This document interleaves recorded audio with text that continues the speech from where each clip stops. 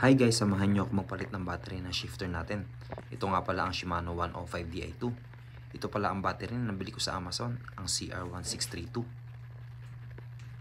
Una sa lahat ay tanggalin natin ang rubber hood. At ang battery compartment ay located sa taas lang ng shifter natin.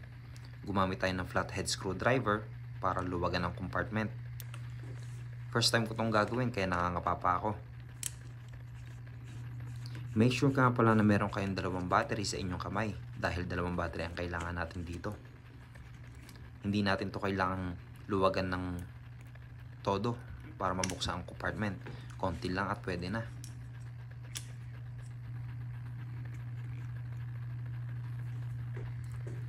Ito nga pala yung nabili ko sa Amazon, tig $8.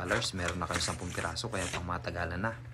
Make sure na meron din kayong app ng inyong Di2 para ma-check nyo kung gumagana nga ba talaga ang battery nyo. Ang battery na to ay pinapalitan every 2 years or depende sa gamit nyo. Isarado natin ang battery compartment at ibalik natin ang bolt. Higpitan uli natin ito.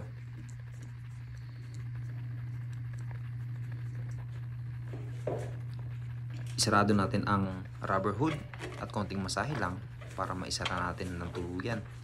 Make sure na silyado lahat para hindi pasukin ng tubig pag umuulan. At ayan, gumagana na nga ang RD natin. Thank you sa inyo. Hanggang sa muli.